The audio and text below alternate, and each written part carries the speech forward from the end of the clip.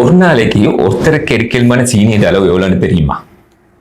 10 gram, 20 gram, 30 gram அல்லது 50 கிராமா? ஒரு நாளைக்கு ஒருத்தருக்கு எடுக்கலுமான அளவை விட 3 மடங்கு கூடன்னு சொல்லி WHO வெளியிடப்பட்ட இன்ஃபர்மேஷன் நீங்க பார்த்திருப்பீங்க. ஒருத்தருக்கு எடுக்கலுமான சீனியோட அளவு 6 டீஸ்பூன். அப்படி என்றா ஒரு டீஸ்பூன்ல 5 கிராம், அப்படி என்றா 30 கிராம். ஒரு மனிதனுக்கு 30 கிராமை விட குறைவளவான சீனியத்தை ஒரு நாளைக்கு எடுக்கணும். நாங்க அதை விட கூட இருக்கிறதா இல்லையாண்டு எப்படி பார்க்கலாம்? நாங்க இந்த சீனியை பொதுவா சொல்லுவோம், நாங்க ஒரு நாளைக்கு உட்கொள்ற சீனியை ஹிடன் சுகர் அல்லது நாங்க சொல்லுவோம் சுகர் ஸ்வீட்டன் பெவரேஜஸோட எடுக்கிறோம், பல மாதிரி எடுக்கிறோம். இந்த சுகர் நாங்க கண்ட்ரோல் பண்ண வேண்டியிருக்குது. ஏன் கண்ட்ரோல் பண்ணணும்? நாங்க சொன்னோம், தொற்றா நோய்கள்ல முக்கியமான ஒரு தொற்றா நோய் தான் இந்த டயபிட்டிஸ் மெலைட்டஸ், சீனி வியாதி. இந்த சீனி வியாதிக்கும் எமது பொடியில நாங்க எடுக்கிற சீனிட அளவால வார சீனிட அளவு கூடுறதால வார பிரச்சனைக்கும் நிறைய தொடர்புகள் காணப்படுகின்றது. நாங்க உட்கொள்ற சீனி அளவு கூடண்டா எங்கட பொடியில சீனிட அளவு கூடும்.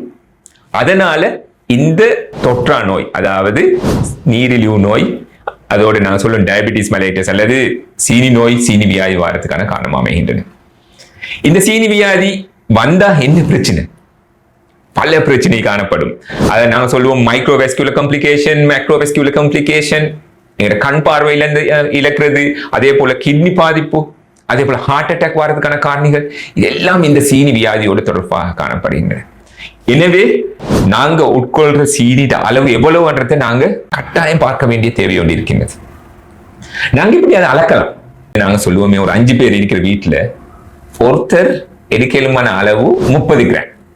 5 பேர்ன்னு சொன்னா 150 கிராம் ஒரு நாளைக்கு எடுக்கணும். 150 கிராமை விட குறைவா எடுக்கணும். இப்ப நாங்க சொல்லுவோமே, அவங்கள வீட்டுக்கு ஒரு கிழமையில இவ்வளவு சீனி பிரமாணம் எடுக்கிறேன், சீனி அளவு எடுக்கிறேன்னு சொல்லி பர்ச்சேஸ் பண்றேன்னு சொல்லுவோமே. அதாவது 150 கிராம் தான் 5 பேர் இருக்கிற வீட்டுல எடுக்கலாம். ஒரு கிழமைக்கு அவங்க 150 கிராம் நாங்க 10 நாளைக்கு பார்த்தேன்னு சொன்னா 1.5 கிலோ தான் எடுக்கலாம்.